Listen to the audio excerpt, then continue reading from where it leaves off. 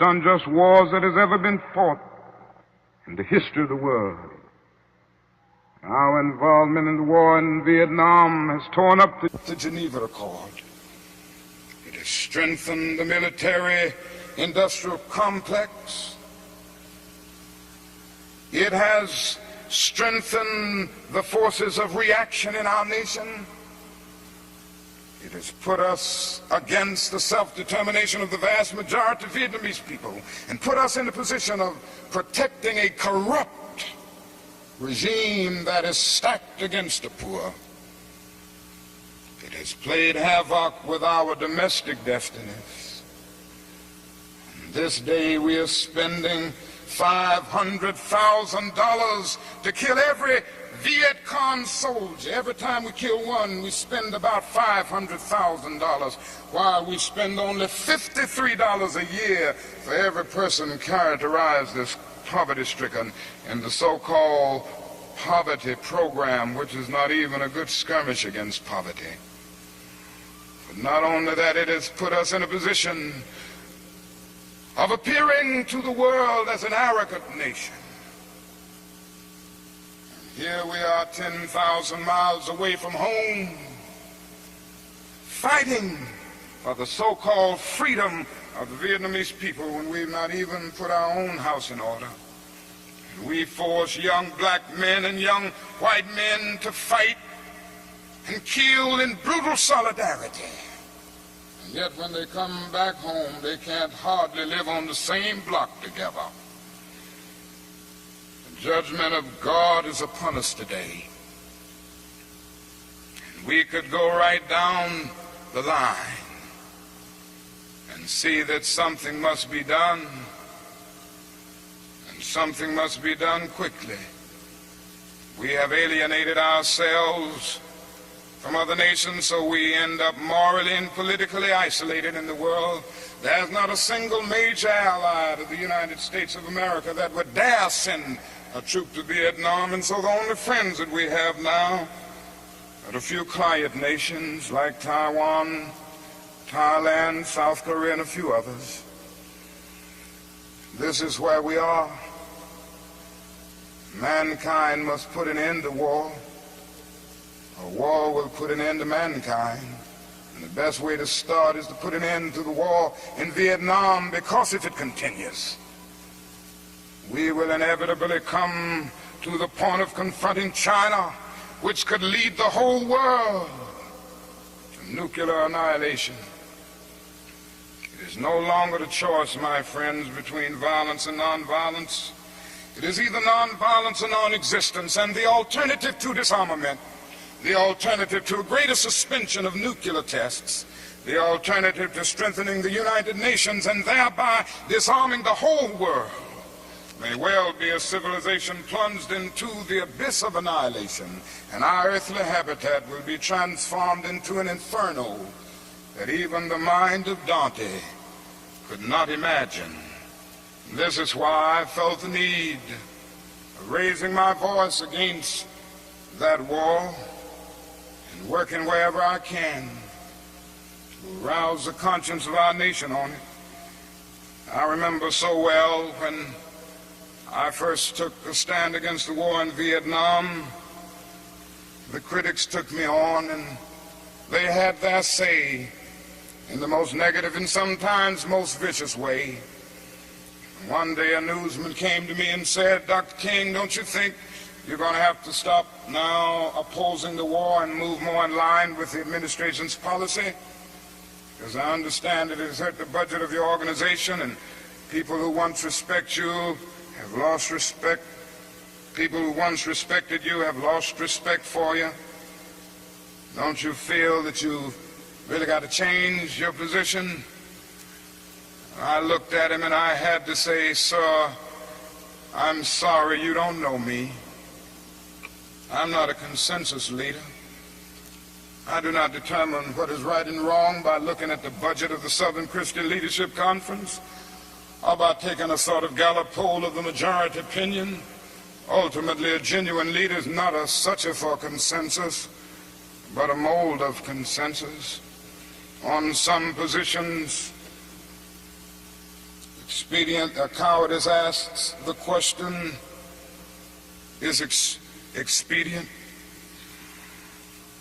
And then expediency comes along and asks the question, is it politic? Vanity asks the question, is it popular?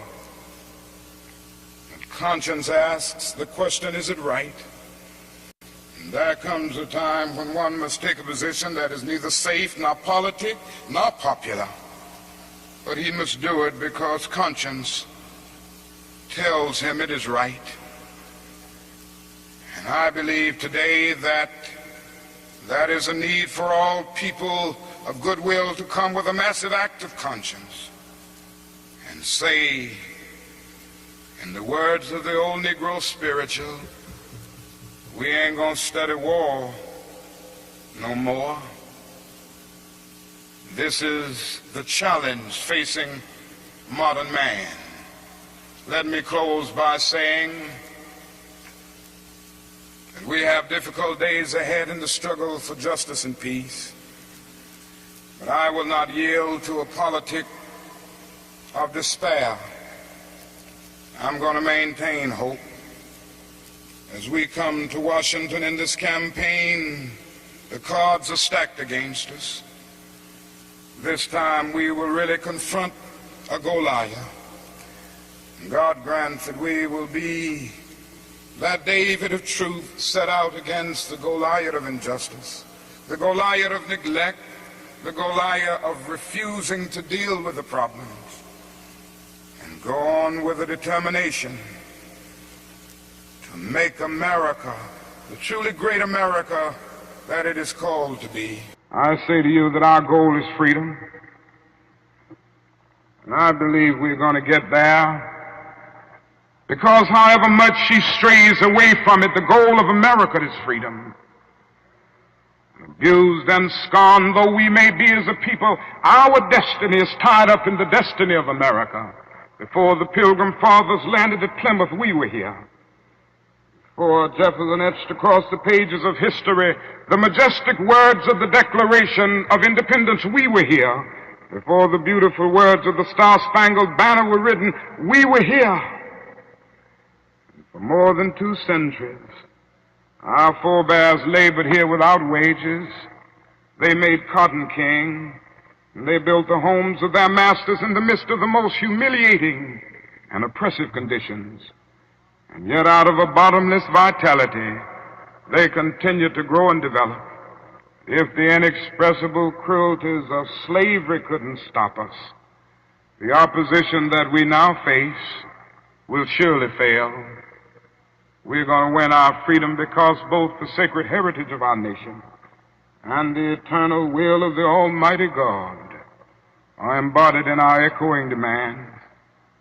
And so however dark it is, however deep the angry feelings are and the violent explosions are, I can still sing, we shall overcome.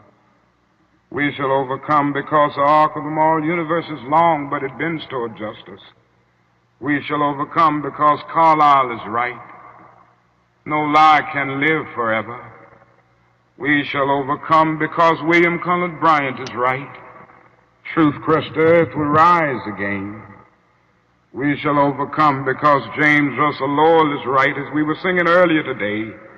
Truth forever on the scaffold, wrong forever on the throne. Yet that scaffold sways the future, and behind the dim unknown standeth God within the shadow, keeping watch above his own.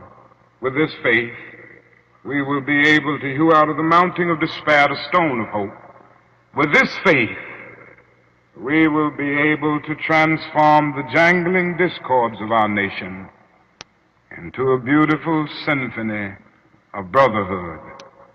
Thank God for John, who centuries ago out on a lonely, obscure island called Patmos caught vision of the New Jerusalem descending out of heaven from God, and who heard a voice saying, behold, I make all things new. Former things are passed away. God grant that we will be participants in this newness and this magnificent development, if we will but do it we will bring about a new day of justice and brotherhood and peace. And that day the morning stars will sing together, and the sons of God will shout for joy. God bless you.